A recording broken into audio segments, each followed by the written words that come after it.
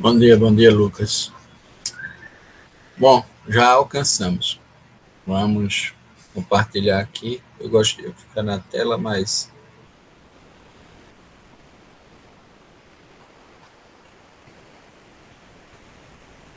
todos conseguem ver? Tá tudo ok? Sim, professor, tudo ok. Só habilitar aqui para poder fazer essa passagem. Continua aparecendo aí? Não, agora não, saiu. Saiu. Deixa eu pegar novamente, porque não estava habilitada. Vamos ver. E agora? Botou? Agora sim. Pronto. Vamos lá. Bom, o conceito de crime e é uma das coisas que importam quando a gente vai para um debate também no tocante às escolas penais, é que existe um conceito formal do crime que é vinculado à sua descrição legal, ou seja, crime é aquilo que está descrito no fato típico penal. Fato tipo, o tipo penal, como a gente vai estudar mais adiante, é um núcleo descritivo da conduta considerada criminosa. E, por exemplo, no artigo 121, matar alguém com a consequência de 6 a 20 anos, nós temos ali um conceito formal do crime, que é dado pela ideia do que está descrito no crime, do que está descrito na norma. Então, o conceito formal é a descrição normativa do crime feita no tipo penal. O conceito material diz respeito à violação a um bem jurídico ou a lesão ou dano promovido a um objeto de proteção indicado pela norma. Então, a destruição da vida da pessoa em si, no aspecto do fato de matar alguém, é uma referência à ideia material de crime, ou seja, a presença material do crime está no aspecto do homicídio, na destruição da vida de uma pessoa. E há, por fim, um conceito criminológico que, por vezes, se distancia, às vezes até faz análise de comportamentos que são intolerados socialmente, estão dentro do curso do desvio e são observados como práticas desviadas, mas que às vezes nem são catalogadas como crime.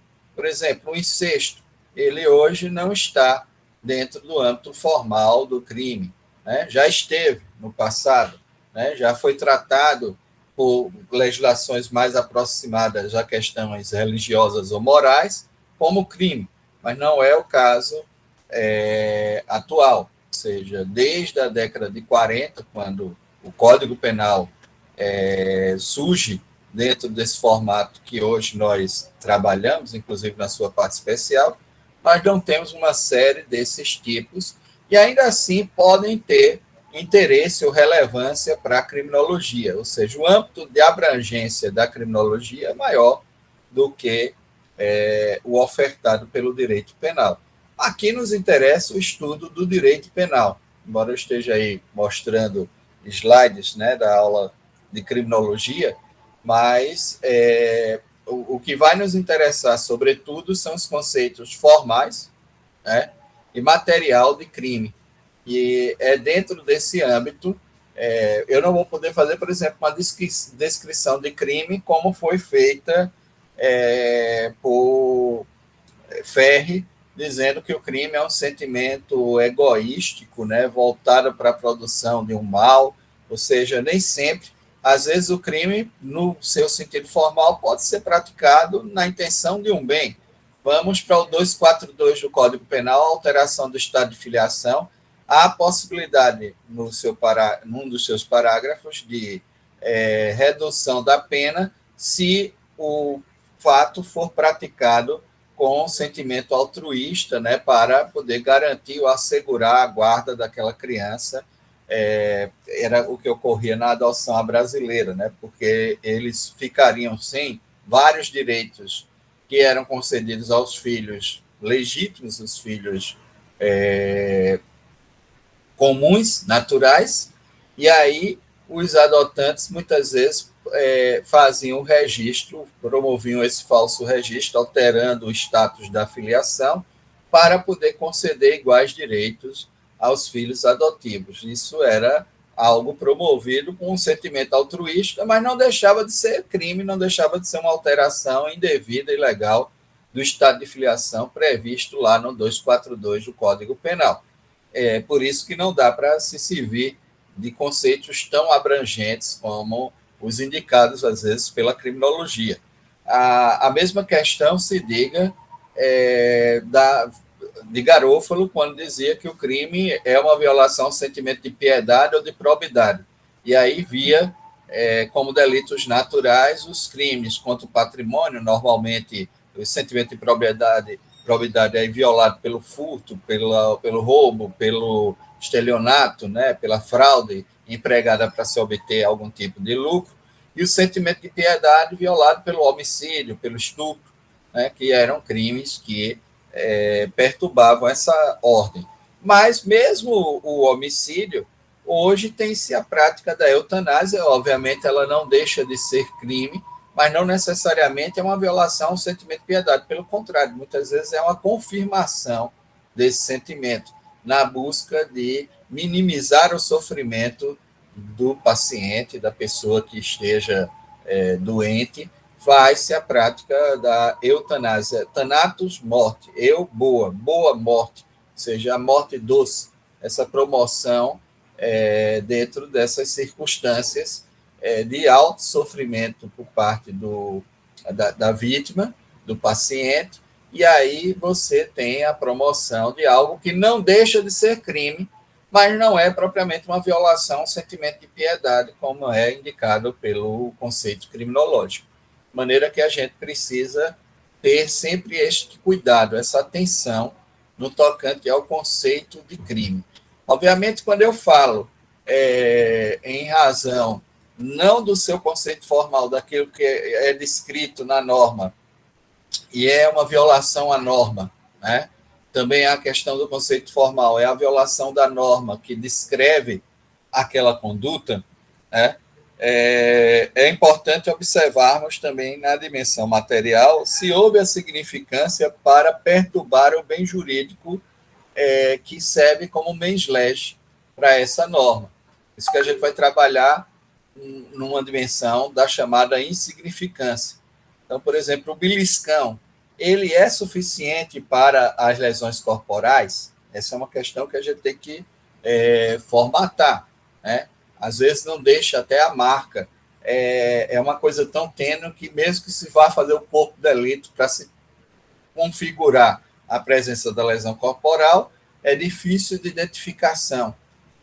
Mas isso não significa que ele não possa servir a outros tipos. Por exemplo, numa injúria real, que é uma ofensa à dignidade ou decoro da pessoa, ou mesmo a um crime de atentado ao pudor, não sei, dependendo do caso, que seria, na verdade, hoje, de estupro mesmo, com uma violação por ato libidinoso praticado, a depender do sentido daquilo que se quis promover com essa vias de fato promovida através do beliscão.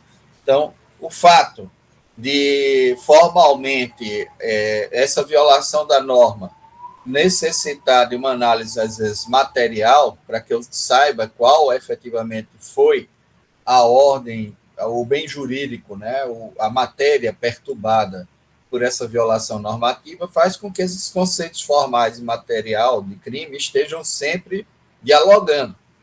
Já o conceito criminológico, ele pertence muito mais a esse objeto da criminologia, que é mais vasto, mais dinâmico, que estuda, às vezes, até novos fenômenos que ainda nem receberam qualquer tipificação em termos de práticas desviantes que geram conflitos e que devem ser socialmente observadas, e, portanto, em princípio, eles não nos trazem.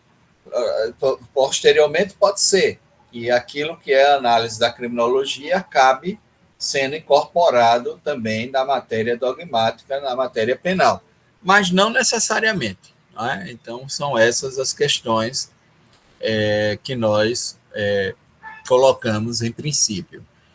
Bom, as escolas penais. Não há um conjunto de pensamentos ou princípios que nos autorize a definir qual é a existência entre essas escolas. Às vezes, esses pensadores são bem distintos entre eles. Né? As formas de justificação, ainda que haja em comum o justnaturalismo, né, na escola clássica, as formas de racionalização da matéria são diversas. Por exemplo, entre Beccaria, que é um pensador do século XVIII, e Carrara, que é um pensador já do fim do século XIX e que tem uma influência aí religiosa, né? Francesco Carrara, uma influência teológica grande no seu pensamento, então o seu fundamento migra para esse sentimento de justiça cristã, né? De justiça universal cristã, que é diferente da proposta de Beccaria, que até o antecede, né, em um século, em termos de pensamento. Então, na escola clássica, esses pensadores clássicos, eles tinham alguns princípios em comum, é verdade, mas fundamentos, às vezes, bem diversos para criar, né, os seus conceitos, para apresentar esses seus conceitos. Com a atuação do positivismo penal, todos os penalistas que não eram adeptos aos postulados positivistas e desenvolvessem uma concepção de delito como ente jurídico, como conceito jurídico, eram chamados de clássicos. Tem isso igualmente, né? E, às vezes, eles tinham até posições bem divergentes. Né? Não necessariamente eram penalistas da escola clássica. César Beccaria é o primeiro expoente da escola clássica, integrante da Academia de Puglia, em Milão, atuando inicialmente por influência acadêmica dos irmãos Verri. Né? Nós já falamos isso aqui, Pietro e Alessandro Verri. Pietro Verri é autor de um clássico do iluminismo penal, que é Observações sobre a Tortura. O pensamento de Beccaria é influenciado pelo iluminismo jurídico, corrente de pensamento influenciada por dois movimentos filosóficos específicos, né? E, de certa maneira, divergentes. O justnaturalismo, princípios imutáveis e naturais do direito e da justiça, acabamos de falar nisso, né? Essa ideia que vem, né, e que é necessária para a racionalização promovida por Beccaria. E o contratualismo, a visão do Estado e da ordem jurídica como um acordo de vontades. E isso já entra numa dimensão mais histórica, né, mais positiva. Portanto, alguns veem uma certa divergência desses fundamentos, mas que se uniram para construir o pensamento da escola clássica. Né? Então, são pensamentos que vão formular, né, esse pensamento. Beccaria é o responsável pela elaboração teórico-filosófica do direito penal liberal contemporâneo. Esse direito penal que hoje nós estamos estudando nasce ali desse livro dos Delitos e das Penas, de Beccaria. É por isso que é uma obra que eu recomendo a leitura a todos vocês, né, porque é uma obra original para a compreensão do direito penal. Os princípios utilitaristas trabalhados por Beccaria demonstravam o direito penal como parcela da ordem jurídica necessária à pacificação social e resolução dos conflitos. Princípio, então, da necessidade social do direito penal. Como nós colocamos, da ideia de que o direito penal é um instrumento válido de pacificação, sobretudo para determinados conflitos onde as reações sociais de cunho horizontal, ou as que podem ser promovidas horizontalmente, são mais violentas do que a proposta penal, do que aquilo que que nós temos, né, em termos de oferta, né, em termos de racionalização e projeto lançado pelo direito penal. A obra dos delitos e das penas foi publicada em 1764. Alguém levantou a mão? Eu ouvi um barulhinho aí. Como eu não consigo visualizar vocês quando estou na apresentação, acho que vocês me veem, mas eu não consigo vê-los. Barulho do seu WhatsApp, professor. Foi, né? Aberto aqui. É que eu tenho que abrir paralelamente. Obrigado. Bom, Nada. Mas se tiverem alguma questão, podem colocar agora também, se houver, se alguém quer comentar alguma coisa. Acho que eu tenho que passar esse aqui para vocês também. Depois dê uma olhada no material que vocês receberam e me peçam esse aqui igualmente, né? Para que eu repasse. Eu acho que eu passei até o de ontem, né? O senhor passou o de ontem, tá lá. Mas Tá esse lá. não. Esse não, tá certo. Esse tem que ir, tá certo? Porque aí vocês ficam com ele para dar uma revisada, né? E buscarem mais informações. E vejam essa dos delitos e das penas, é um livro que eu acho não, vocês devem ler, né? Vocês têm que arrumar aí um tempinho para que a gente pode até paralelamente. Sim, tudo indica que teremos, a partir da próxima semana, a colaboração de uma estagiária docente, né? Geralmente, meus orientandos do mestrado ou doutorado estagiam conosco, né? Ela ainda está resolvendo isso, entendendo como é que vai ser, mas acho que para a semana ela ingressa. E aí essas complementações, principalmente essas discussões, por exemplo, sobre um livro importante como esse, dos delitos e das penas, eu confio para atividades paralelas que podem ser desenvolvidas por ela, né? E aí vocês podem marcar, agendar plantões de dúvida igualmente, e acho que a coisa funciona bem assim, tá certo?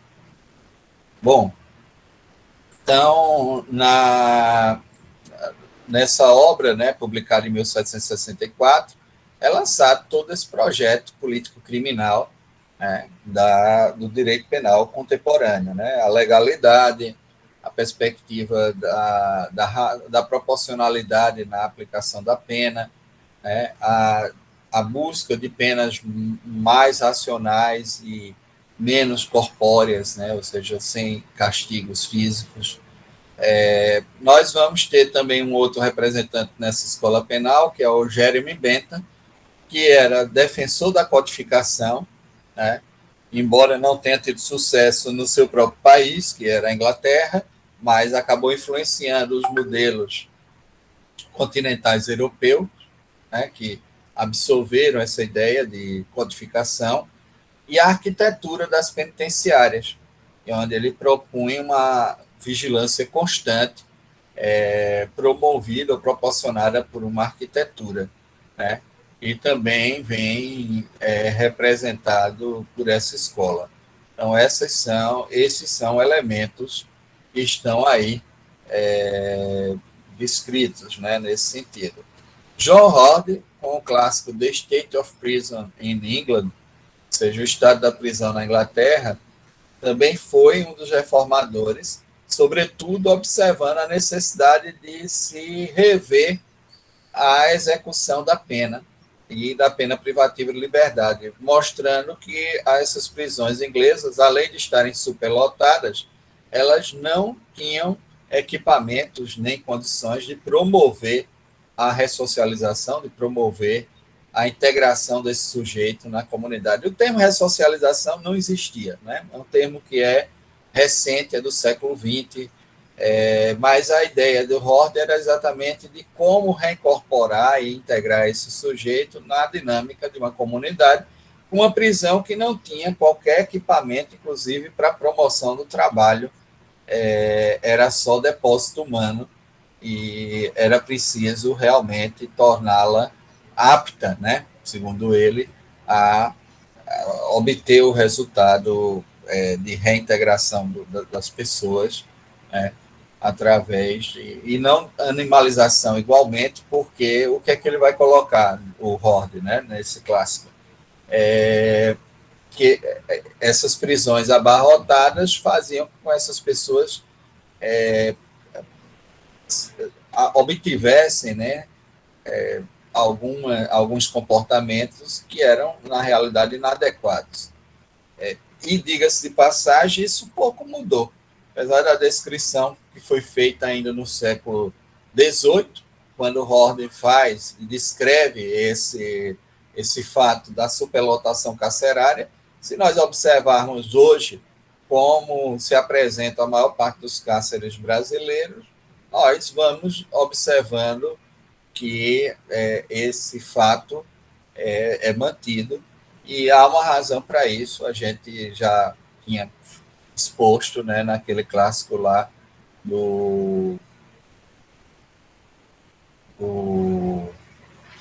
dos dois autores alemães, né, de punição e estrutura social, Rusch e Scherheim, sobre a perspectiva do least eligibility, né, da menor elegibilidade. Portanto, o tratamento dado às pessoas presas deve ser sempre inferior ao tratamento das classes mais desfavorecidas dentro de uma comunidade, porque, do contrário, você não promove qualquer intimidação com a pena. Era isso que estava na racionalidade da pena, né, nesses termos, mas são termos bem desumanos, né? Hoje a gente poderia criticar essa perspectiva exatamente pelo princípio da humanidade da pena, por tudo aquilo que, pós Segunda Guerra Mundial, a gente tentou construir em termos de ordem jurídica e ordem internacional dos direitos humanos. Bom, o Anselm Feuerbach é o representante alemão da escola clássica e elaborou a famosa teoria da coação psicológica, a ideia da prevenção. Beccaria também, dentro da sua ótica, trabalhava sobre o argumento da prevenção geral, embora estivesse vinculado à ideia de que não era a quantidade da pena, mas a efetividade da pena que indicava essa dissuasão, ou seja, a dissuasão vinha pela aplicação efetiva da pena. E aí as pessoas incorporariam essa experiência sensível e evitariam a prática desviante, ou seja, estaria dentro dessa matéria. Já Feuerbach entende que a própria publicização da pena geraria uma coação psicológica que era o suficiente para dissuadir a prática criminal. E isso foi muito criticado por Hegel, né? Friedrich Hegel, no início da sua análise filosófica, disse que o que Feuerbach propunha era tratar um homem como um cão danado, onde se mostra um bastão e o cachorro atende essa coação, ou seja, compreende que a dor a ser promovida pela batida do bastão, né, sobre o seu corpo, é o suficiente para controlar as suas emoções e o seu instinto. Isso não é possível com relação ao homem, porque Hegel diz que nós somos ou estamos aptos a fazermos escolhas morais. Então, essa teoria da coação psicológica, da prevenção geral, a partir de uma proposição da pena, não subsiste. Eu diria que até outros fatores. A primeira é a questão da própria compreensão da linguagem, da comunicação, já que essa experiência também de codificação ela não serve a todos. Se ainda hoje no Brasil temos um contingente de analfabetismo real e funcional alto, imagine na Alemanha aí no século XIX, no início de todos esses processos que levaram à inclusão de massas, né, a partir da educação, que não era ainda valorizada, né, nesse período. Isso também não gerava uma quebra, né, da possibilidade de comunicação por uma presunção de publicação geral de que todos estariam conscientes das consequências ali estabelecidas no código. Então, essa coação psicológica não funciona sobre vários aspectos. Sobre o aspecto do homem ser um ser que é sujeito da sua história, né, que determina as suas escolhas e pode fazer escolhas morais sem a indicação desse temor, dessa intimidação que está ali, e sobre o aspecto real e fático de que, historicamente, a gente não tem como ter conhecimento, por exemplo, de todas as vedações propostas em lei. Não é? Digo até mesmo os penalistas, dificilmente, diante de uma proliferação tão grande de condutas tipificadas e mantidas sobre a combinação de pena, temos condições de averiguar se isso vai influenciar psicologicamente ou não a escolha do comportamento. Né? Então, essa teoria da coação psicológica, ela recebeu logo quando editada por Feuerbach as mais variadas críticas. Também é de Feuerbach a fórmula latina nulo crime, nulla pena, sine lege. Não há crime, não há pena, sem lei. Ou seja, ele é o propiciador da fórmula latina para o princípio da legalidade.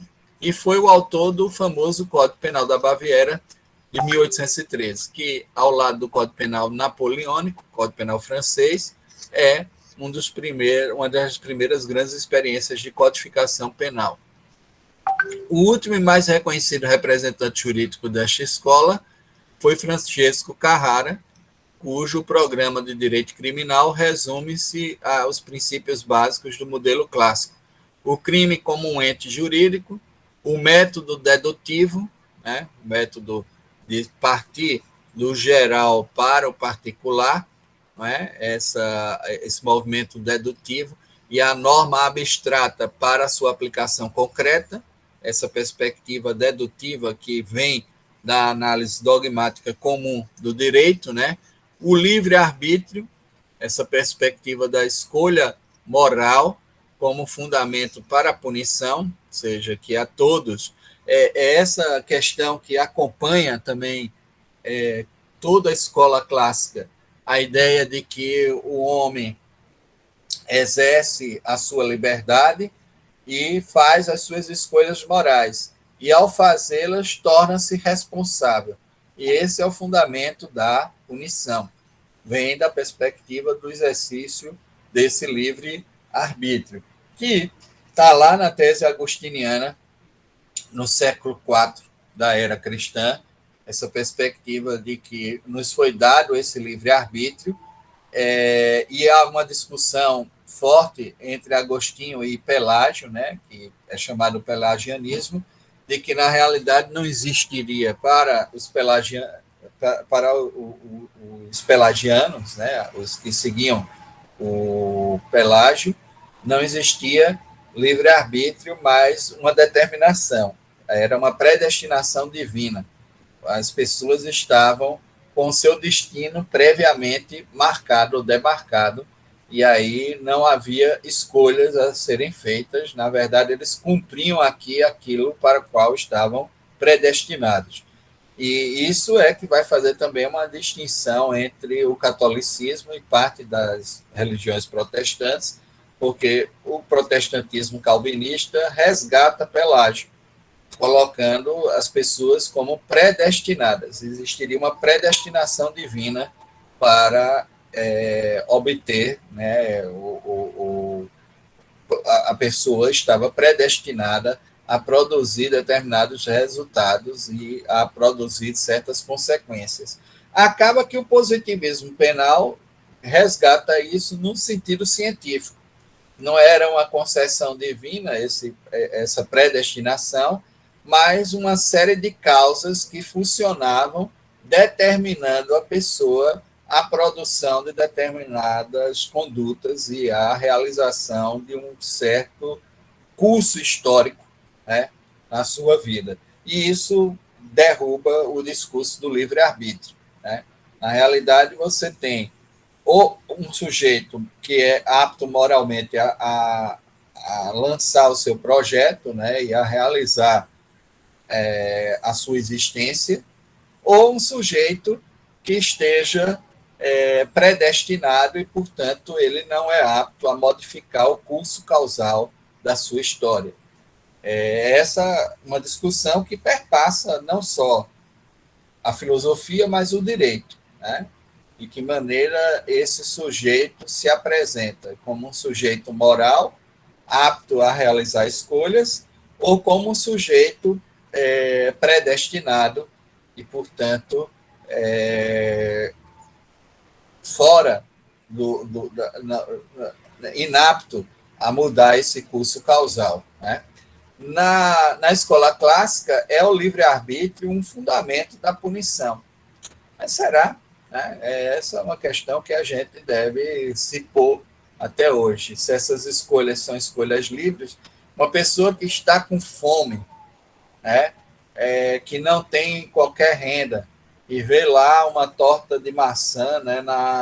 Isso me lembra muito Os Miseráveis, de Victor Hugo, né? Vai partir ou não para um furto famélico, né?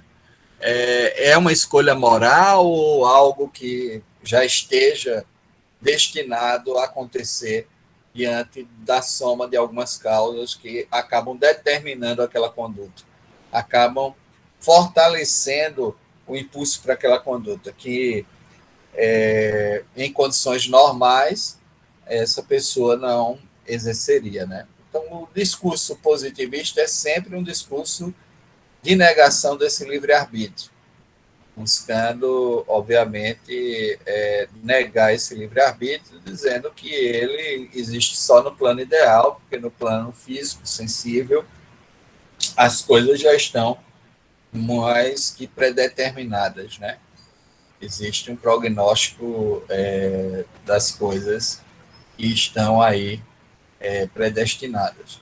Bom, antes mesmo de tratarmos da escola positiva, porque aqui nós estamos falando na pré-criminologia, e a própria escola clássica ela vai observar o crime como um ente jurídico, né? Carrara é que vai definir isso, né? O crime é um ente jurídico, o método de abordagem é o método dedutivo, para a interpretação de uma norma penal, e o livre-arbítrio, ou seja, a potência moral do homem de fazer suas escolhas, é o fundamento da punição. Então, esses são os elementos principais, né, da escola clássica, né, que estão aí reunidos. Nós temos algumas influências que antecedem a escola positiva e a própria criminologia positivista, que vem dos chamados fisionomistas, né, do século XVIII. Lavoisier lançava um retrato robô, né, era um fisionomista contratado pelo Comissariado de Polícia Francesa, que produzia um retrato que tinha algumas categorias, alguns estigmas fisionômicos, né, ali revelados, para que o comissariado pudesse dar início às investigações a partir de um fortalecimento da suspeição pela observância desse retrato. Então, a pessoa se apresentava num comissariado como esse, ele já começava a observar os estigmas, se o nariz, se a boca, se a medição da face, né, e a distância entre os olhos, etc., correspondiam a determinadas medidas que eram ali observadas, e isso confirmava ou não a suspeição. Era uma coisa incrível, né? Como se vocês fossem comparecer hoje a uma polícia, né? a uma autoridade policial, e ela, para poder fortalecer a sua suspeição, para dar continuidade às investigações, fizesse uma averiguação prévia a partir de determinadas categorias fisionômicas que mantivessem vocês presos, né?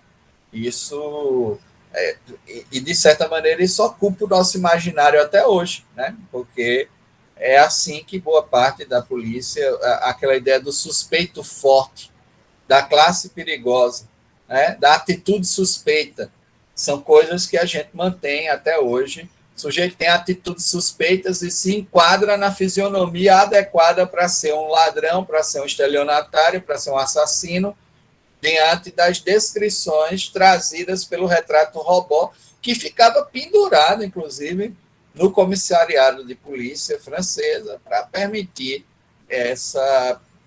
esse vínculo da suspeição, de criar a ideia do suspeito forte, da atitude suspeita, e levar ao controle social das categorias normalmente indesejadas. Obviamente, quem melhor correspondia a essas categorias fisionômicas eram as classes populares, as classes mais pauperizadas, que tinham um enquadramento quase que imediato nas descrições fisionômicas do retrato robô. Você imediatamente já fazia ali essa classificação. E tem na Itália, no Reino de Nápoles, foi reeditado o Edito do Imperador Valeriano, que é um edito bem engraçadinho. Como é que é engraçado? É porque ele dizia o seguinte, que na suspeita ou na dúvida entre dois suspeitos, escolha o mais feio. O problema é como escolher o mais feio, né, nessas dimensões, que geralmente são gostos, e que são bem diversificados.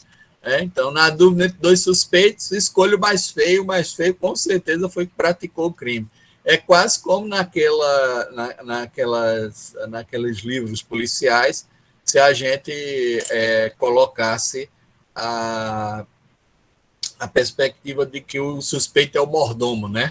A gente sempre bota como primeiro suspeito do crime o mordomo, né? Nos romances lá da Agatha Christie, né? Do Alan Poe, né? De outros autores que Edgar Allan Poe, né? Que trabalham com essas crônicas policiais, né?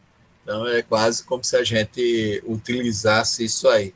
Então, na dúvida entre dois suspeitos, escolha o mais feio. É o Edito de Valério, que foi reeditado no Reino Napolitano, né, durante... isso é próximo da gente. Foi no século XVIII, faz 200 anos de história, a gente acha uma coisa estranha, mas era algo que era utilizado para se indicar o suspeito forte, a atitude suspeita, e com isso se editar até prisões processuais e etc. Alguma dúvida aí? Alguém quer tratar de alguma coisa? A gente pode continuar? Meu Deus, se eu não estou enxergando vocês. Pode continuar, professor, acho que está tudo certo. E o que é que você achou disso aí? Você acha que ainda usamos o retrato robô no nosso cotidiano?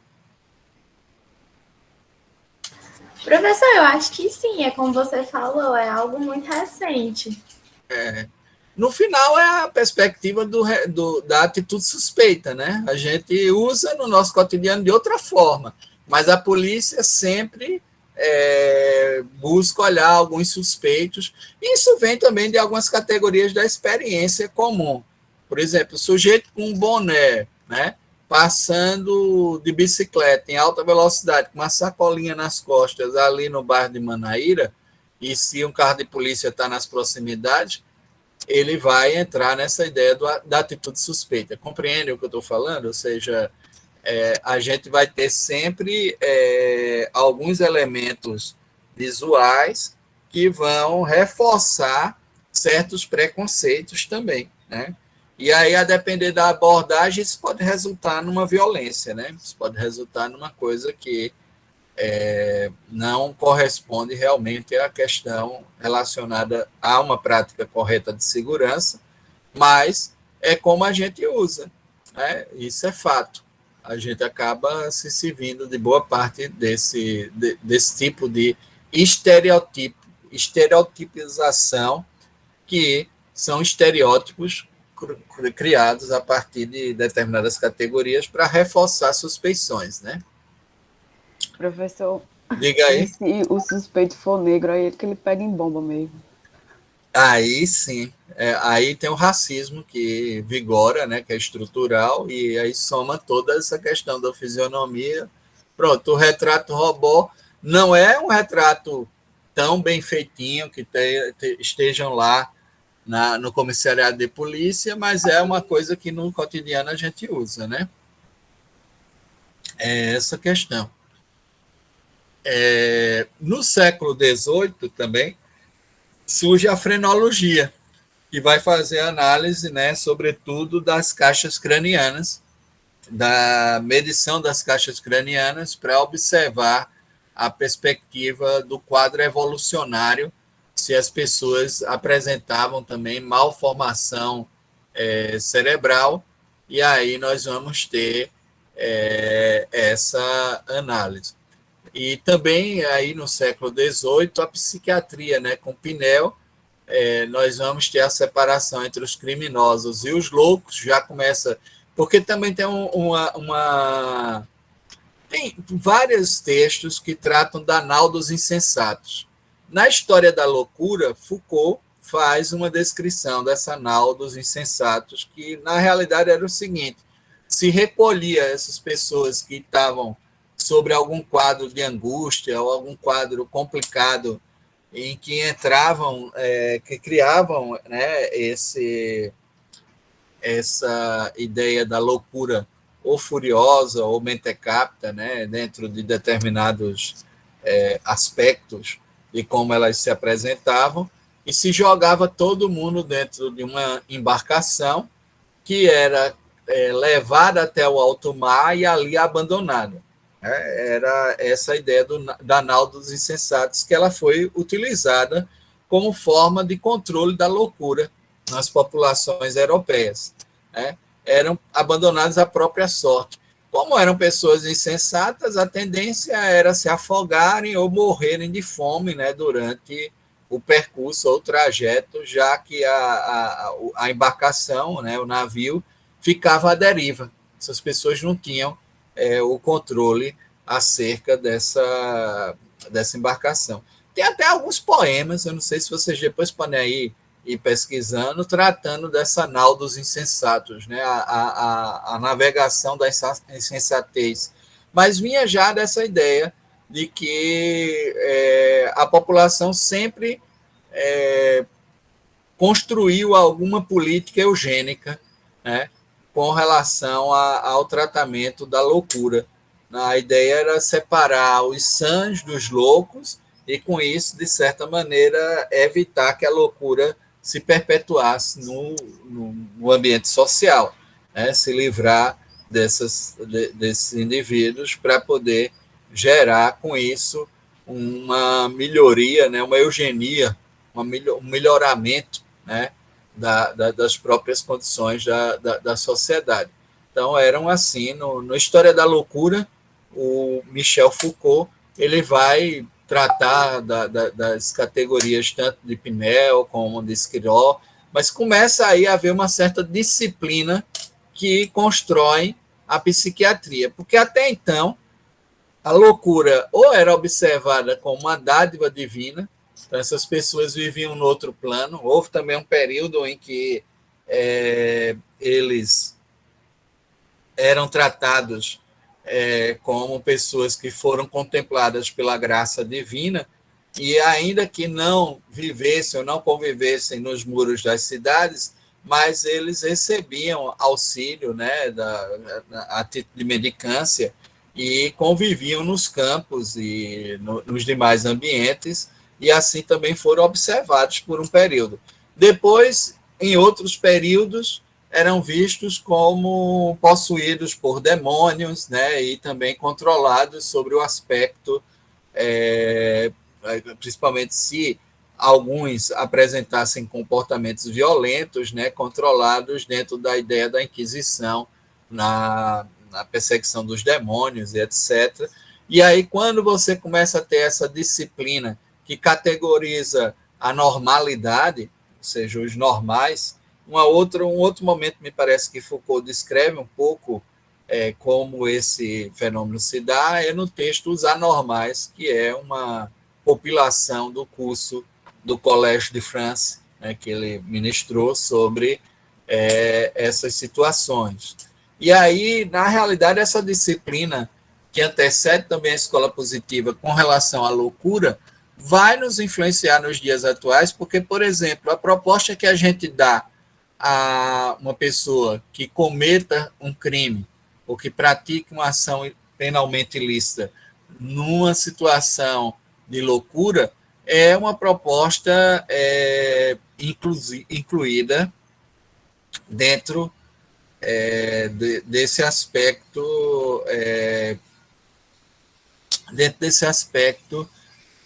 de disciplina, né, de segregação entre normais e anormais, que nos leva à imposição da chamada medida de segurança, que é uma medida de saúde. Né? Uma das consequências, as duas grandes consequências da ilicitude penal são as penas e as medidas de segurança. E as medidas de segurança aplicadas aos inimputáveis, às pessoas que não tenham consciência. E, portanto, dentro desse aspecto, o desenvolvimento que se deu à psiquiatria a partir do século XVIII foi que permitiu construir esses institutos e fazer essas classificações. Né? Quiró trabalha com as categorias clínicas e vai fazer essa classificação clínica inicial da loucura, né? Desses espíritos, né? Os frenos, né? Que estavam aí sendo analisados.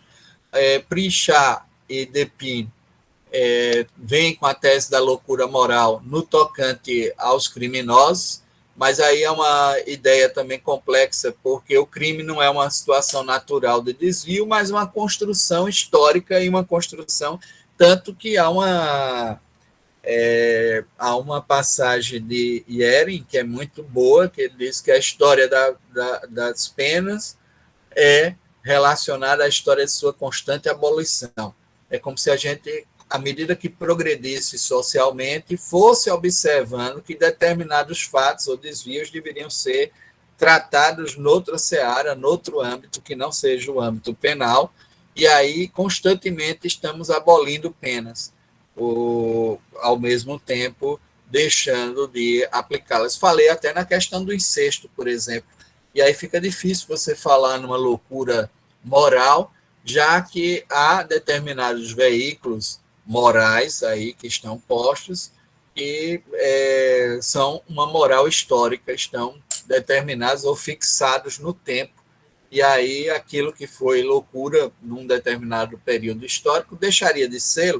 Essa questão que nos faz criticar as teses de Pritchard e Despines com relação à existência disso. Morreu que haveria uma degeneração hereditária, e era por isso que se praticava claramente uma eugenia, né, no tocante à loucura. Né? Essa era a proposta que estava entre um dos projetos nazistas na lei Nuremberg, né?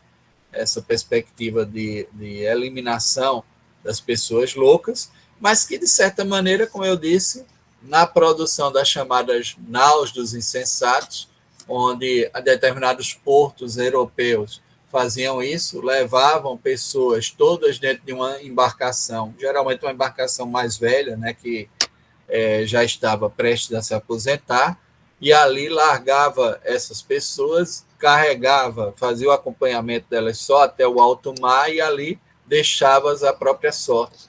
Né? Então, dificilmente haveria sobreviventes, né, dentro desse conteúdo da chamada nau dos insensatos, largados à própria sorte, né, no oceano bravio, né, e isso causava, né, era ocasionador de uma morte certa. Né.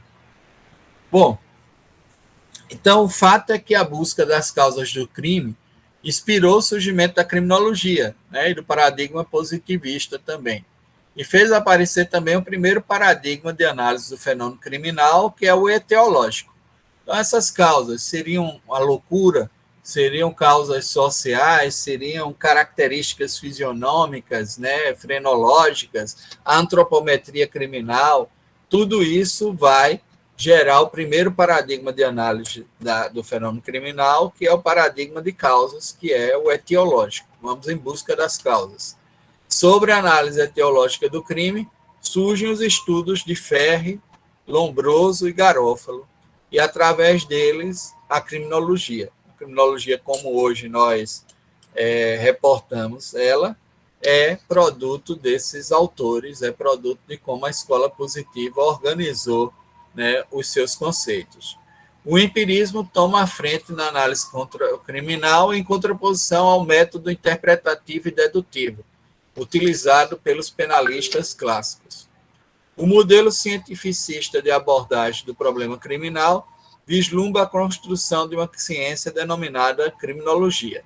Então, diferentemente também da forma como essa análise vinha sendo feita, começa-se a empregar o método científico através também do empirismo e se faz aqui uma análise, né, a partir da utilização do método, de uma crítica ao método interpretativo e dedutivo, e aí esse movimento trazido pela criminologia é um movimento indutivo, que você parte do especial para o geral, ou seja, da análise do caso concreto para criar teoremas, para criar elementos conceituais mais abstratos, fazendo com que isso seja determinado dentro do fato concreto aí de análise. Então, o caráter teológico dessa análise leva a estudos biológicos, genéticos, antropológicos, sociológicos e psicológicos, numa pretensa busca das causas. E aí é sempre em busca da causa do crime, né, que se vai aí fazer uma análise, né? Por exemplo, Lombroso cria a antropologia criminal, né? Daí a perspectiva da análise também antropométrica, né? Resgatando um pouco o que... Isso aqui a gente já está no século XIX, e aí há um resgate daquele período pré-positivista, pré-criminológico, onde se usou o retrato robô, o Edito Valeriano, mas tentando agora comprovar isso com a empiria, com o método científico, né, e fazer a análise dessa busca, né? Então, passam a ser divulgados modelos de prevenção e defesa social. Sim, esses modelos são necessariamente, digamos assim, espalhados, né, com base numa análise cientificista do fenômeno criminal. Então, essa perspectiva da prevenção geral e da defesa social, até o termo defesa social é originário em Ferri, e veja como nos influencia, porque até hoje boa parte das nossas secretarias de segurança são secretarias da defesa social, e essa ideia de que defendem a sociedade da marginalidade, né, dos bandidos, como se isso fosse uma coisa à parte e a própria sociedade não estivesse composta também por esses elementos desviantes, e a gente vai analisar isso mais adiante, mas para que a gente perceba que isso teve por base, né, essas análises aí desenvolvidas, né, a partir do século XVIII, mas que no século XIX ganham esse reforço cientificista. Então, os tipos lombrosianos, e aí Lombroso é um dos primeiros a categorizar isso, mas o faz usando um método empírico, né, e cria alguns tipos específicos de delinquentes, né. O delinquente inato, que seria um ser atávico, aqui Lombroso serve-se do darwinismo, observa que certos sujeitos preservavam características, seja antropométricas, seja fisionômicas, seja frenológicas, com homens que ainda estavam num desenvolvimento, digamos assim, num desenvolvimento inadequado ao atual estágio da humanidade, e aí estariam apresentando características atávicas, ou seja, características que os propiciava a prática criminal, que os tornava propenso a essa prática criminal, exatamente por estarem nessa descontinuidade histórica, ou seja, destoando do momento histórico da humanidade e convivendo entre nós, né? Então, apresentariam essas características antropométricas e isso revelaria o seu atavismo e a sua propensão para práticas de violência, né? Práticas criminais. E nós sabemos que o darwinismo, nesse sentido, se viu alombroso para categorizar esses indivíduos. E ele fazia pesquisas com 3.000, 4.000 presos. Na época, quando Lombroso nasceu, o norte da Itália, e onde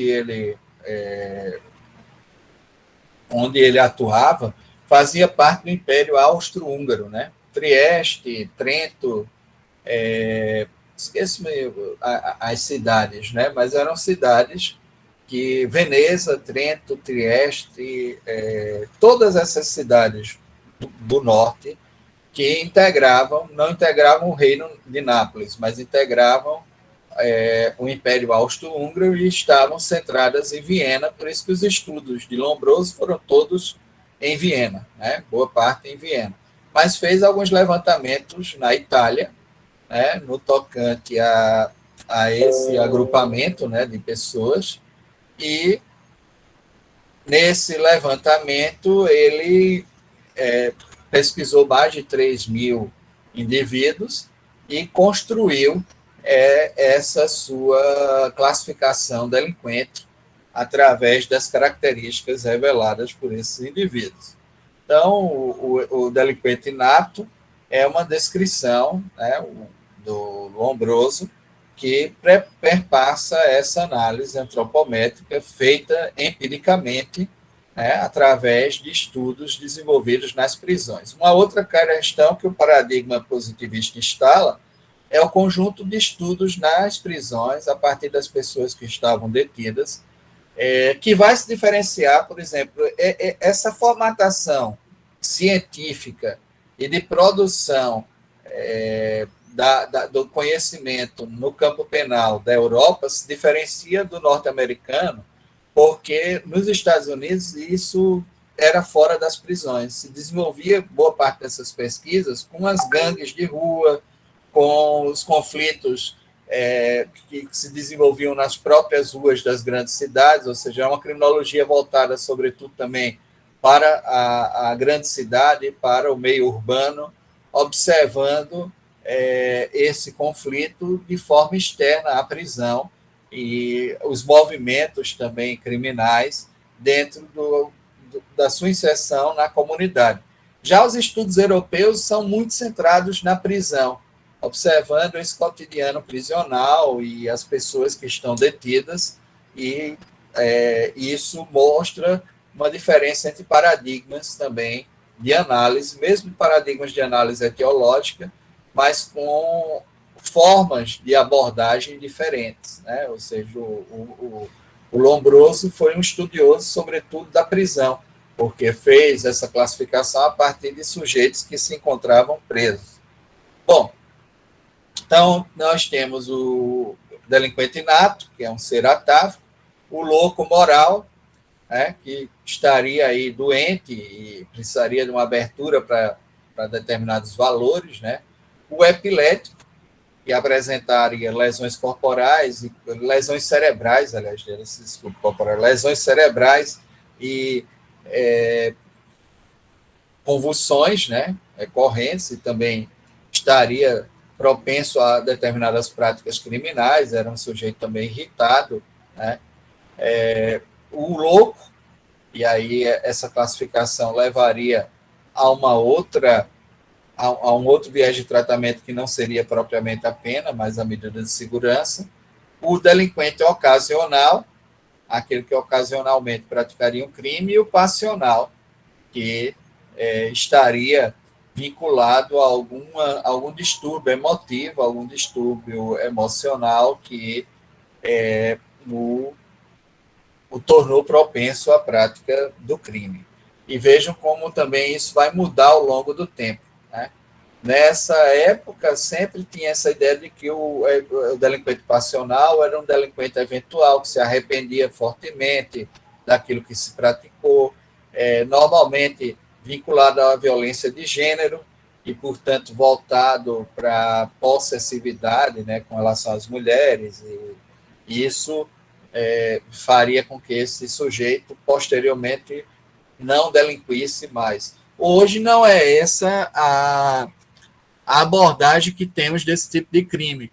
Observamos esse crime como uma violência dentro de uma estrutura ainda patriarcal, construímos uma qualificadora, que é a qualificadora do feminicídio, e trabalhamos na ideia da repressão severa também ao criminoso passional, por sabermos que esse tipo de experiência ela se repete, ela traz problemas para o convívio social e ela vem de algumas estruturas que precisam ser reformadas para que a gente reduza essa violência intensa contra as mulheres, contra determinados gêneros, e não fica observando esse criminoso como criminoso de menor importância, porque o nosso cotidiano está preenchido por ele. Veja como isso se diferencia bastante, tanto da classificação como dos conceitos que o Lombroso teve ali no fim do século XIX, quando desenvolveu sua pesquisa, né? E como isso está dentro de uma dinâmica também da própria sociedade que vai evoluindo e vai observando, né, novos conteúdos e trazendo isso para dentro, né, dos discursos, né, e da forma como a gente lida com determinados fenômenos. Bom, Professor, diga aí. licença, uma dúvida. Então, no caso, um criminoso passional, ele também poderia ser, por exemplo, um criminoso ocasional, já que o crime que ele cometia seria feito por, sei lá, uma paixão, um amor, algo do tipo. Só que o que diferenciaria seria o arrependimento depois, né? Exatamente. Ele teria uma propensão maior a se arrepender. Era a visão na época dos criminólogos, né? Por isso que eles sugeriam penas mais brandas, que a gente tivesse também o uso de determinadas categorizações e classificação para privilegiar esse crime, reduzir pena. Hoje é o contrário, compreende? Hoje a gente observa que isso é um mal recorrente que vem de uma estrutura que precisa ser mudada e é mudada na simbologia, no seu valor, na maneira como a gente deve pensar, né? E não é um criminoso de menos importância porque causa um estrago, um mal grave, né, no meio da comunidade. Não é fácil lidar, né, com essa criminalidade. Compreende isso? Entendi, professor. Obrigada. Bom, Lombroso também deu importância ao fator classe social, contrapondo a criminalidade violenta das classes sociais baixas, e isso era muito exemplificado por ele, a criminalidade astuta, fraudulenta, própria das classes mais abastadas. Mas aí isso tem a ideia da oportunidade criminal. Nós sabemos que isso acaba influenciado também pela teoria da oportunidade. Os custos para a prática do delito numa ou noutra categoria é diferente, e também os instrumentos. Vai depender do acesso a determinados instrumentos que permitam essa criminalidade fraudulenta, astuta, que não é comum, né, nos baixos estratos, né? Normalmente o uso e articulação da violência vai variar também por esses outros mecanismos, né? Henrico Ferri, diferentemente de Lombroso, enfatiza os fatores sociais enquanto causa do crime. Daí a teoria dos substitutivos penais, que seriam medidas de prevenção que, uma vez aplicadas, fariam antecipado a prática criminal, elas resolveriam essa prática e poderiam chegar a zerar determinadas práticas num contexto social. Esse era o sonho do positivismo, né? De que se a gente agisse de maneira preventiva, o crime sumiria. Pode até haver uma redução, não vou negar que haja, sim, um impacto na produção criminal, se você parte para determinadas políticas preventivas. Mas alguns desses substitutivos que Ferri elencava são bastante autoritários, envolvem até em contenções prévias a qualquer tipo de conflito, né, contenções dedicadas a determinadas categorizações desses atores. Vejam, mesmo o delinquente nato, e olha que Lombroso saiu reduzindo, ele colocou que o delinquente nato estava propenso em mais de 70% à prática do crime. Depois ele saiu reduzindo na última edição, o Homem Delinquente, ele propõe que essa propensão é ainda incerta, mas aproximada a 50%. Ou seja, aproximada, mas isso não tem fundamento, né? Ou seja, por mais que a gente observe esses dados estatísticos, ele fazia essa enumeração a partir daquilo também que ele encontrava dentro das prisões. E nem sempre existem cifras de subnotificação, por exemplo, ou seja, as prisões não detalham e não selecionam todos os delinquentes existentes numa comunidade, de maneira que essa estatística ela podia ser furada e você não tinha como classificar isso de maneira correta. E Ferri se servia de algumas dessas estatísticas para poder lidar com essa teoria dos substitutivos penais e antecipar a intervenção penal.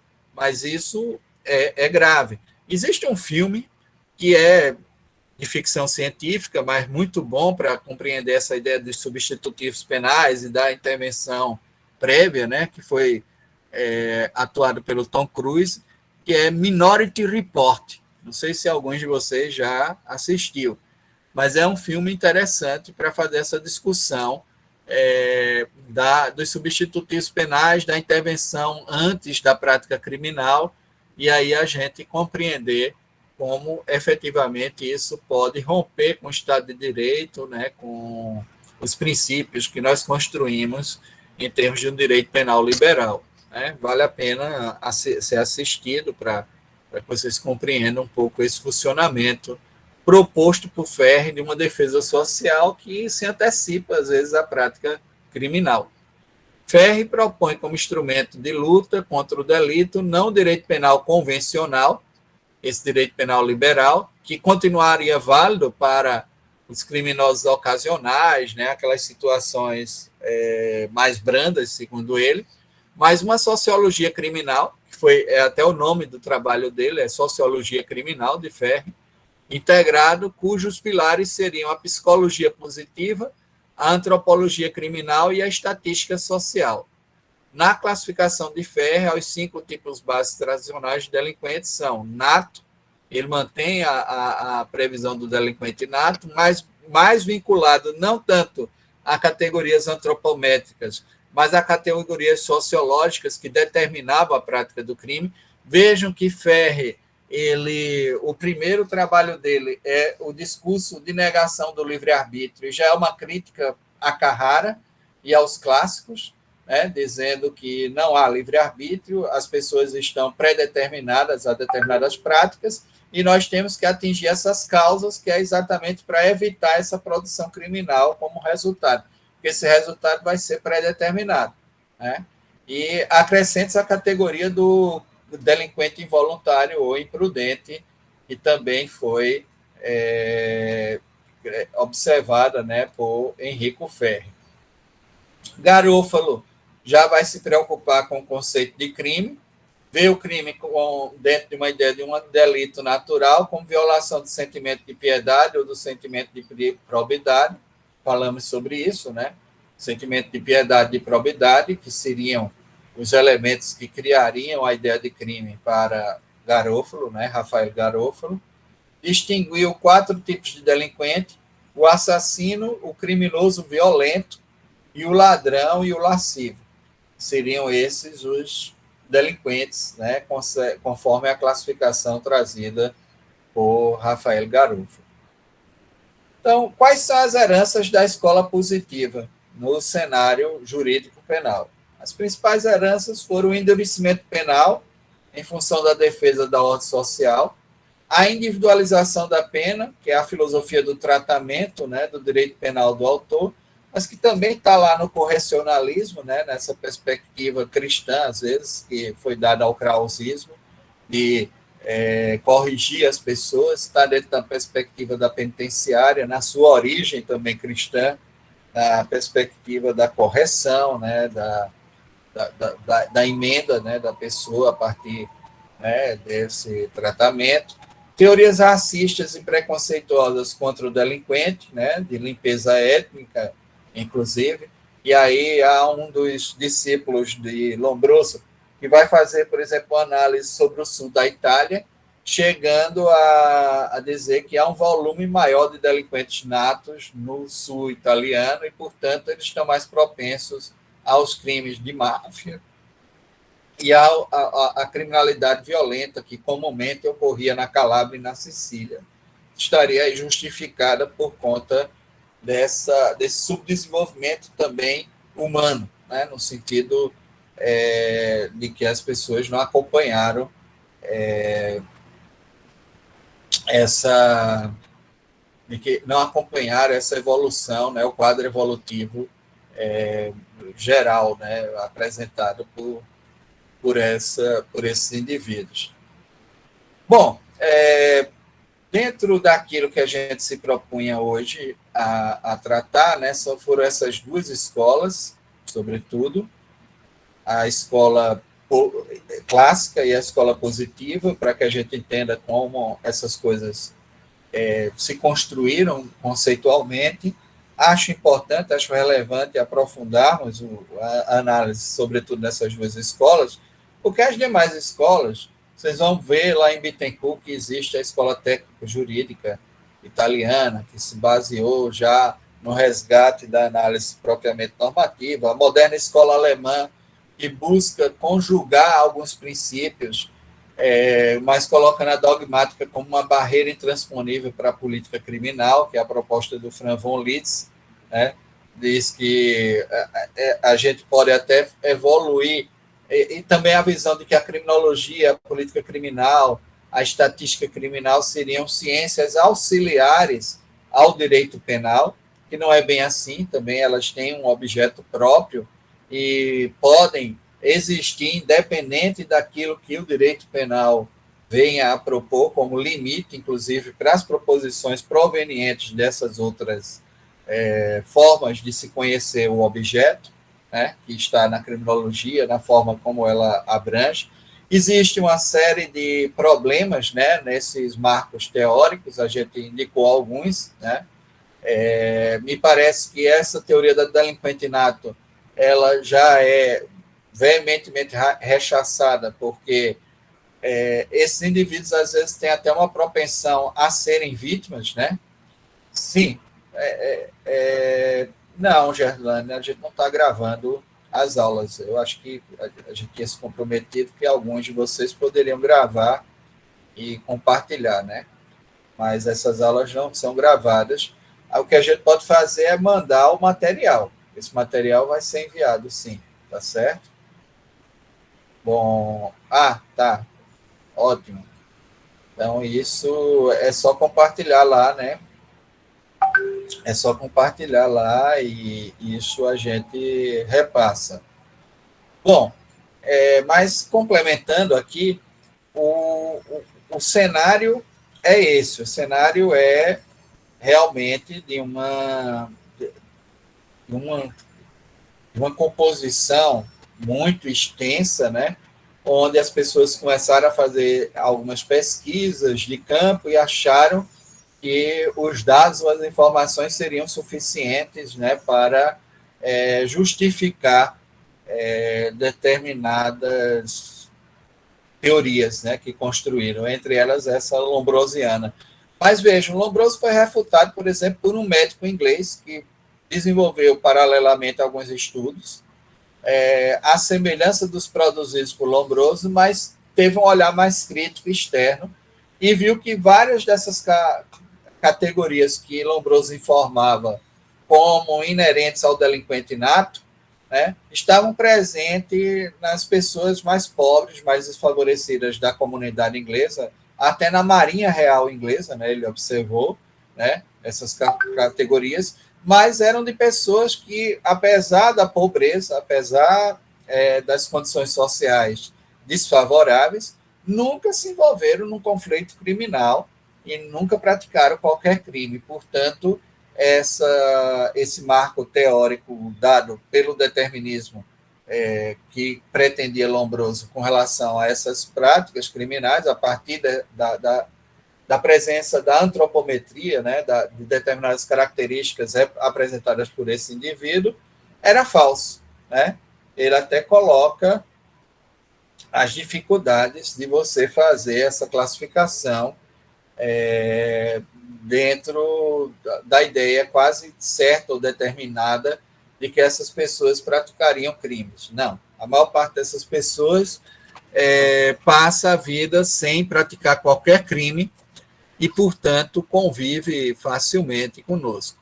Em 1960, a Universidade de Uppsala, na Suécia, conseguiu fazer um levantamento de que alguns desses fenótipos, né, de pessoas que tinham essas categorias, realmente tinham também uma diferença genética, né, que eles chamaram de ipso supranumerário, que tornava esses indivíduos mais irritados. Essas pessoas são pessoas que se irritam facilmente em quaisquer eventos sociais. Em alguns fatos sociais existe o gatilho, né, em onde essas pessoas são irritadas. Essas pessoas são pessoas irritadiças. O problema é que, quando fez a análise do ipso supranumerário, a Universidade de Uppsala desenvolveu também, paralelamente, a análise das consequências e do que ocorria com esses indivíduos. E, ao invés de chegar às conclusões de Lombroso, chegou a conclusões completamente diferentes, no sentido de que essas pessoas, exatamente por se irritarem facilmente, ficavam mais vulneráveis a sofrerem quaisquer violências, ou seja, também, quando disparava esse gatilho, havia reações de outros membros da comunidade que tornavam essas pessoas mais propensas a serem vítimas do que propriamente autoras de crimes. Né? Foi uma coisa até interessante, ou seja, demonstrou que talvez esses indivíduos, essas pessoas, ao invés de serem propriamente autoras de crimes, elas se tornam vítimas da prática criminal, elas estão mais propensas a serem vitimadas, exatamente por conta dessa irritação. Ninguém gosta de alguém irritado, né, do seu lado, aí acaba reagindo e a reação não é muito legal. Né? Só me lembrava das piadas lá de Seu Lunga, né, o cearense que era irritado. Acho que se fizesse, viu, Gerlane, uma pesquisa com Seu Lunga, ia descobrir que ele era um ipso supranumerário, né? Porque a piada ele é irritado, né? É um cara irritado lá, né? O velho é meio popeiro, o velho gosta de dar uma popinha boa. Era. Aquela história da menina que estava com... Eu rio demais com aquela da menina que tá... Ele estava com um cuscuz e pediu a filha, né, para trazer um leitinho. Ô, fulana, traz aí um leitinho pro teu pai. Aí a menina disse, na xícara ou no copo? Aí ele perdeu a paciência, diga, bota no chão e traga no rodo mesmo, né? Ou seja... E tem uma com ele que o cabo foi gozar com ele, aí perguntou, seu Lunga, o senhor vende chifre? Ele disse, para que sua cabeça está cheia de chifre? Só baixa olhar o chapéu.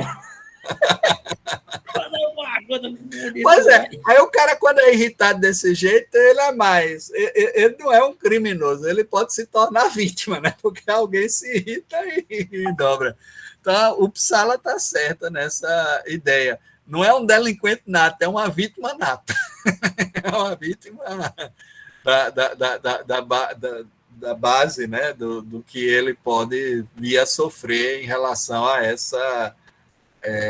essa irritação recorrente dele, né? Bom, gente, então hoje era isso que a gente tinha para passar. Vou passar esse material, viu, para vocês, porque vocês podem fazer uma recapitulada, né, das escolas. Hoje eram as escolas penais. Se vocês forem nos textos dos manuais, vão ver ainda pelo menos mais a técnico-jurídica e a moderna escola alemã. Alguns autores botam o correcionalismo, mas o correcionalismo está muito mais vinculado. A escola correcionalista está muito mais vinculada à forma de ver a pena e que tinha uma perspectiva, tem um correcionalismo krausista centrado ainda nas ideias cristãs e tem um correcionalismo espanhol centrado no positivismo correcional, né, na ideia de algumas experiências sensíveis, né, que permitam ao sujeito realmente reformar e reintegrar-se à sociedade, né? É aquilo que a gente até ia continuar ali com o Dourado Monteiro, que vocês podem olhar no próprio material que a gente enviar, tem uma continuidade, né, de alguns desses elementos. Agora, uma coisa que está superada hoje é essa do delinquente nato, porque o próprio Lombroso mudou a perspectiva dele entre a primeira edição do Homem Delinquente e a quinta e última edição, que já foi uma tradução francesa.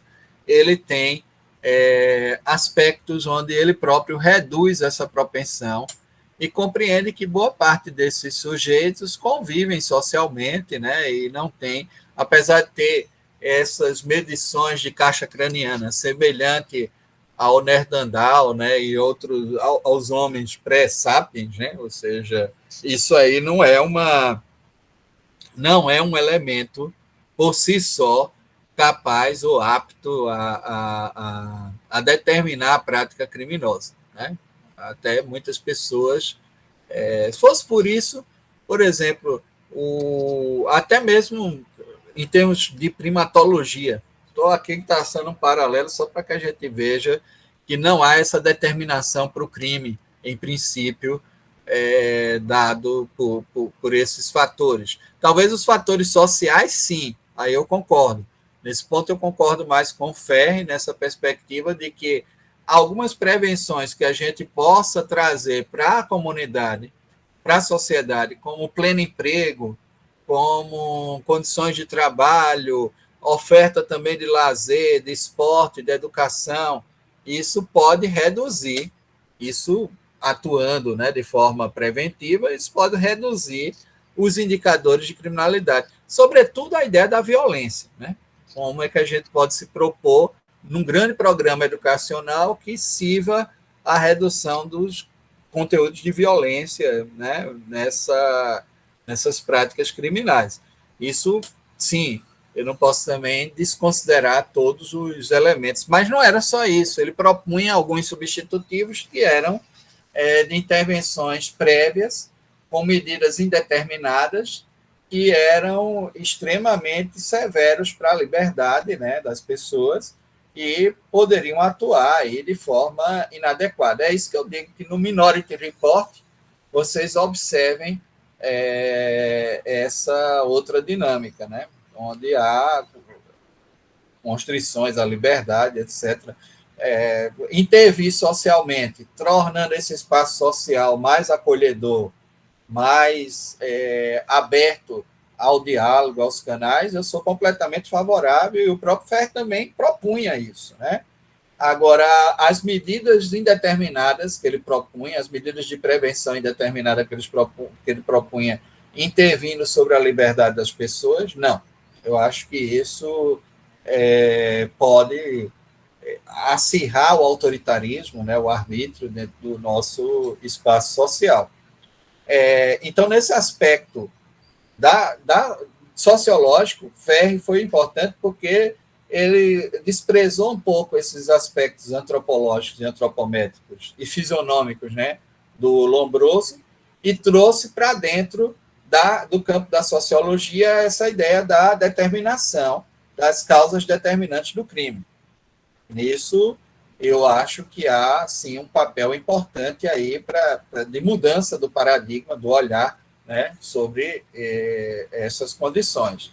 Agora, essa ideia do delinquente nato, isso me parece já superado, né? A gente não pode... Tem um filme também italiano, que é uma comédia, mas é uma comédia inteligente, né, que foi feito com Roberto Benigni, o mesmo que fez o ganhador lá do Oscar, né? O filme lá de campos de concentração nazista, eu esqueci o nome do filme, mas esse outro que ele fez e antecede, né, O Monstro, o nome do filme é O Monstro, é exatamente nessa dinâmica, é uma crítica à escola positiva italiana, porque há um psiquiatra que persegue um estuprador em série, um assassino estuprador em série, que atua em Roma, e Roberto Benigni torna-se o suspeito forte, o principal suspeito. E aí a análise, ao invés de ser feita com fundamentos materiais, ou seja, essa análise ser feita com efetivamente a prática dele, com aquilo que ele havia feito, e historicizada dentro de um devido processo legal, né, como a gente observou a forma de conhecimento correta para a ideia do crime, é feita com um psiquiatra que vai dando à polícia os elementos com os quais eles devem investigar o forte suspeito. A policial ela tem que seguir, né, esses padrões. E é muito bom o filme porque vai mostrar, é engraçadíssimo, né? Você vai rir do começo ao fim com as cenas, né? As cenas fantásticas que o Roberto Benigni conseguiu colocar no filme, mas é exatamente para mostrar que essas categorias lombrosianas não funcionam na prática, porque às vezes vão pegar um cidadão comum, uma pessoa que, na realidade, o cara era um falastrão, porque devia o condomínio, não tinha como pagar, aí ele tinha que se esconder. Aí as pessoas que observavam, um terceiro observador achava que ele estava fazendo aquilo porque ele era um criminoso de alta periculosidade. Mas aí ele passava escondido e tal, porque ele era um devedor, porque era um cara que estava desempregado, não tinha condições de fazer frente às obrigações que ele recebia, né? Então, o problema era outro, né? Mas não era do fato dele ser um serial killer, mas ele se encaixou com os padrões de comportamento que ele tinha, por ser um sujeito que devia, né? Que tinha outros problemas, mas não era o problema que estava lá colocado, ele se encaixava no perfil do suspeito de assassinato em série, né? Aí dava certinho, ele quase dança, né, no filme. Professor, mas tem muita gente desse tipo. Logo no início da pandemia, aí o meu menino um rapaz alugou um kitnet que eu tenho ali em Praia Formosa e tal, aí antes de começar mesmo, eu fui lá e com o meu menino, eu olhei a cara do cara e disse, esse negócio não vai dar certo. Rapaz, passei meu subconsciente. Quando eu cheguei no apartamento, que eu fui levar o contrato para ele assinar, os 3, 4, o ar-condicionado ligado, e tudo bem. Aí o meu menino fez o contrato, que ele é advogado, ajeitou lá, o cara assinou, aí começou a pandemia. Aí Aí ele pagou o primeiro mês bem direitinho, o segundo, o terceiro, o quarto.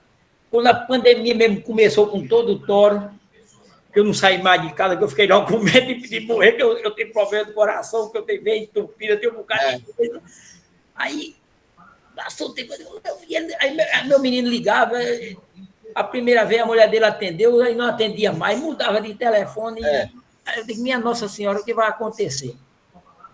Eu sei que, a resumir a história, que os meninos já estão cansados, querem ir assistir outra aula. Depois de 3 meses, eu disse, meu filho, vai lá, eu não posso sair de casa, mas saber o que está acontecendo. A partir de 4 meses, tinha ele pagar, entendeu? Lógico. Aí meu menino foi lá, quando chegou lá, o poder disse, rapaz, ele botou um caminhão aqui de madrugada, levou o estouro e foi embora. Aí deixou 4 meses de aluguel sem pagar, deixou 4 recibos de energia, cada uma na faixa, o mais barato era R$ 1.200. Resumo da história, eu gastei, perdi R$ 12.000, tive que pagar a energia e ainda quebrou os móveis, porque o cara todo dia brigava com a mulher dava nele, ele dava na mulher, era uma confusão infeliz. Aí, a partir desse dia, eu digo, nunca mais eu quero alugar nada a ninguém. Mas ele fez as atividades suspeitas, era capaz dele entrar no filme como serial killer também, né? Aí meu ministro, pai, quer que eu entre com ação contra esse danado? Eu digo, homem, esse danado pode ser o mais não, vem aqui matar aqui, deixa para lá, isso Deus dá muito mais. Eu acho que essas coisas, todo ano a gente leva aqui em casa também, uma enrolada. Teve um cara aqui que pediu, marceneiro, pede antecipação, aí você dá. Uma parte, porque tem que dar 50%, aí o cabo some. Aí é novela. Outra vez a mulher aqui mandou fazer uma reforma de um sofá, e o cabo chegou, eu sentado assim, e uma conversa bonita. E eu balançando para a cabeça para a mulher, mas quando a mulher quer uma coisa, não há no mundo quem faça o cabo mudar o que ela quer, é o que ela quer mesmo, o cabo tem que aceitar. Aí ela disse, transfira tanto para a conta desse cabo. Eu já com a cara feia, já transferi com raiva. Botou o dinheiro, sabe quando vez de ajeitar o sofá, levar o sofá para consertar? Nenhuma. Isso a gente ocorre, né? Não tem essa... marceneiro é assim, a gente tem que pagar uma parte e confiar que o cara venha. Fazer o quê, né? A gente está sujeito a esse tipo de situação no nosso cotidiano, mas é isso que eu quero dizer, nem por isso essas pessoas, em tese, são delinquentes natos, né? Ou seja, isso é parte das estratégias sociais que eles arrumaram. Um verdadeiro artista. Um verdadeiro artista. É essa questão, né? Está dentro de outra abordagem aí. Pronto, eu passo para vocês, né, o material e a gente, na próxima aula, continua. Porque, de fato, faltava esse tópico das escolas penais para que a gente possa dar continuidade, já longe da propedêutica, né, a questão mais dogmática, que é o que, de fato, nos interessa. Vocês viram que nos conceitos de crime, esse conceito criminológico nos interessa pouco, né? Mas ele tem que ser prestado para que a gente compreenda a sua dinâmica e a sua interface com a dogmática em geral, tá certo? Um abração e continuamos na próxima quarta-feira. Bom dia, professor. Um grande abraço e tudo de bom. Obrigado.